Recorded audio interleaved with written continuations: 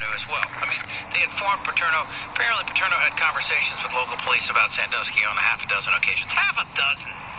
You know, yeah. So anyway, FM News and Talk 95.7 AM 600 Kogo. Hiya, Jamie on the Trevor. What is it, Trevor? So, let's take a fast look at the Penn State fiasco, fellow American citizens, just for one momento.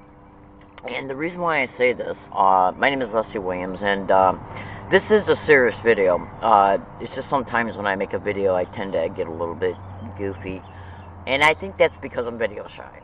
But I'm a grown woman. I'm 48 years old, and I'm in San Diego, California. I'm not sure how well you can see me right now. I'm in San Diego, California, and I'm a target of organized stalking, which is also called gang stalking, electronic harassment, the computer-to-brain feedback loop, which is described as the computer-to-brain link, which you can discover in the remote neural monitoring file that's online.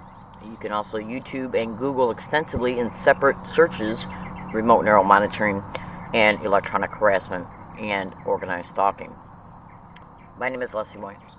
I'm making this video today to help you understand, just by going to Google and typing in organized stalking in universities, and when you view that you get between 5 million to 8 million responses, those Google generated responses, the amount of them are not online for no reason.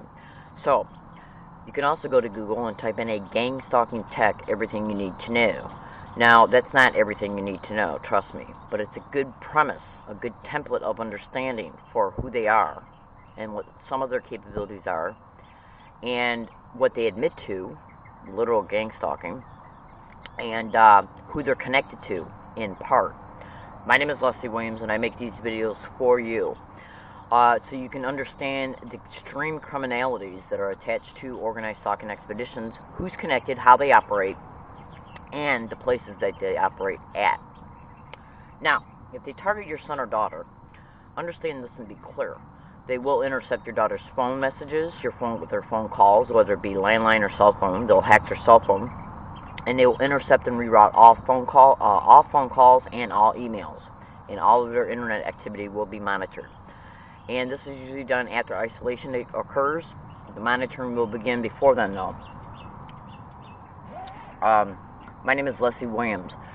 Organized stalking expeditions have multiple motivations. They are into multiple aspirations, and they have a template of behaviors and protocols that they behave on in order to be able to tear down a person's life through overt and covert means by using white and blue collar workers in the community. They are directly connected within the system as well. Police officers, firefighters, doctors, county mental health, social services workers, even social security workers. And it even flat out states it in the manifesto that Medicare workers are involved. Understand this and be clear. I make this video today because of what happened to me in my life. And I found out over time that my ex-husband was connected to it way back in 1984, 85, and 86. And I also found out, as a result of things that I've discovered over time, that my parents were involved in this all the way back from when I was a child. Yes, because of my dad's military connections. Now, I want American citizens to understand something. When you're a child and things are happening to you as a result of who your parents are connected to, that's not the child's fault. And then when a child is purposely abused as a child by the parents for disassociation purposes, because this was about, in part, research.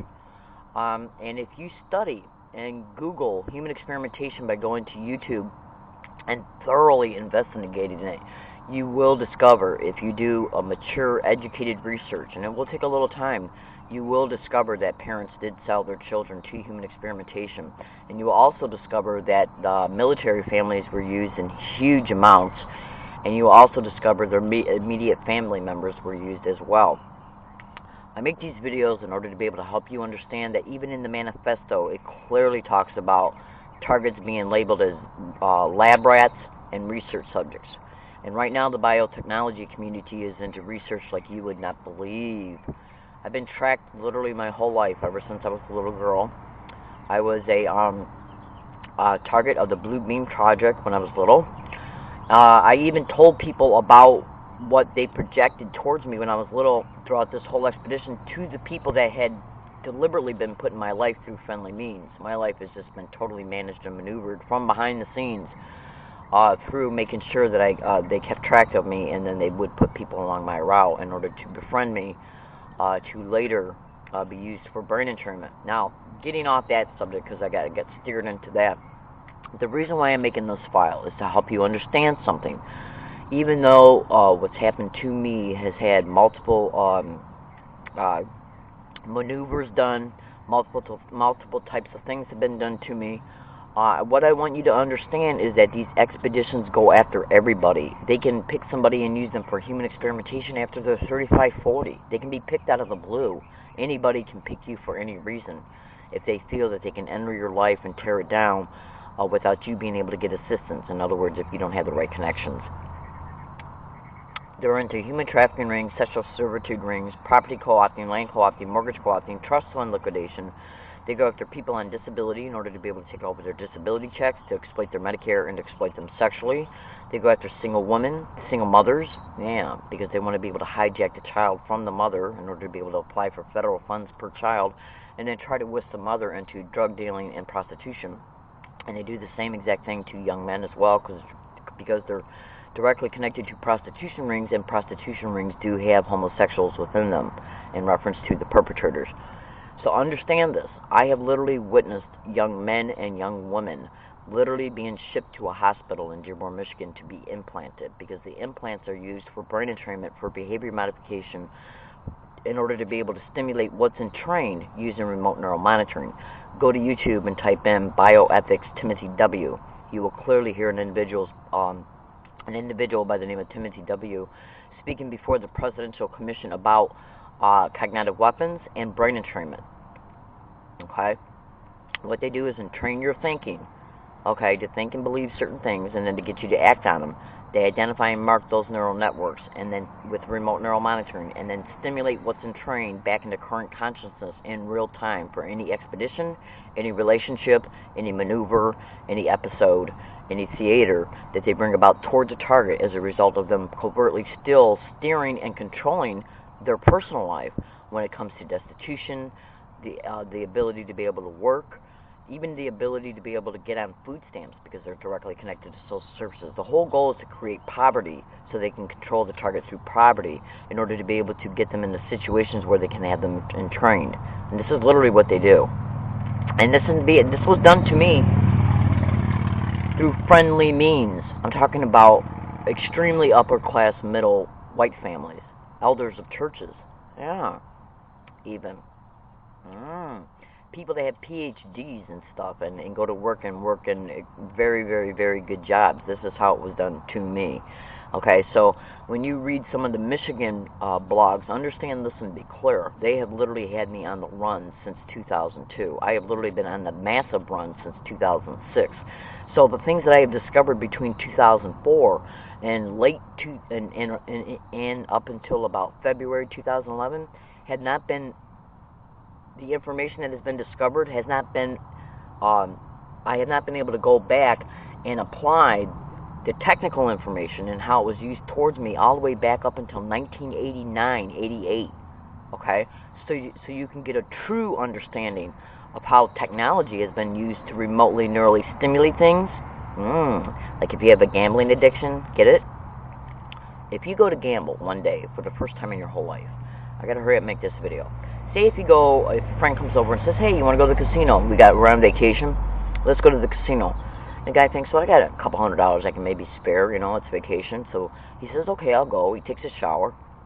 He gets his wallet and his keys, and he gets in his car with his friend, and he goes to the casino, and he gambles. That's one neural network, okay? The thoughts of going, the decision-making of going, the thoughts of going, the getting up and getting ready to go, the going, and then the going to play. That's one neural network. That's one network that holds neural processes of thinking to go and the motor cortex associated behaviors of going. That's a neural network. All one neural network. They can identify and mark that neural network in current time, okay, and then stimulate it using remote neural monitoring to bring everything in that neural network back into current consciousness in real time to get you to rethink it and react on it. And when you're stimulated, you are stimulated below the perceptual radar, so that you have no idea you're being stimulated And when they stimulate it, they pulsate the stimulation to keep it, to bring it back in the conscious forefront, and to keep it active, and to make sure that that is the only active neural network. So you just believe you're having another thought of going, you're agreeing on the thought, and then you go, okay? And you do not have any room, any conscious clarity, any room in your mind to counteract what's in that neural network, because they're stimulating it and pulsating it with such intensity to where it overrides all other conscious scrutiny. And so, since they stimulate below the perceptual radar, you had no idea that you're being manipulated neurally, remotely. Okay, do you get it? So it's nothing but brain, it's literally mental neural enslavement. Okay? And so this is just one thing that, and then so the guy just ends up, and then they keep stimulating him every other day or every other payday, and he starts realizing he's losing control of his life because he's losing at the casino, and so he begins to think he's got a gambling problem. He doesn't. He begins to think he's a gambling addict. He isn't. He's being remotely neurally stimulated with remote neural monitoring. So if you honestly believe they can't do this to people with other types of obsessive compulsive behaviors, think again. My name is Leslie Williams, so when you review the Dearborn timeline, understand this. Remote neural monitoring wasn't discovered by me in its technical and as far as its patent, as far as it being patented technology, until October 2010, and I was running from October 2010 up until February, so I didn't thoroughly understand it, but I was already experiencing it way back in 1988 just because of the artificial dreams I went back and identified. My name is Leslie Williams.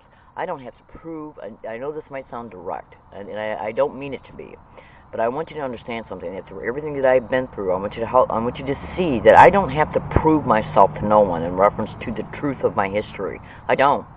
Okay? I have no shame in me. I'm a good woman. Okay? And when you have been neurally manipulated and used this way in such a heinous fashion, you would not believe what has happened to me in my life, and used just for the sake of money, okay, then when I'm telling you the truth in this video. So when you hear this truth and then you go back and you start looking at the Dearborn blogs, I want you to understand something. I'm a victim of this crime. This is one of the most heinous crimes an individual can literally experience, to be neurally controlled from a third party, okay? And you not having a clue that it's being done to you. And this is one of the reasons why I whistleblow, so you'll have the information in your mind and be able to, as a result, in reference to being able to educate your children more about the type of motivations that are behind this crime. I'm going to go ahead and end this one particular video. Please pay attention closely to the follow-up videos that are in the YouTube video, this particular YouTube video, so you can further understand what I know and how it was used towards me, so you can see the truth.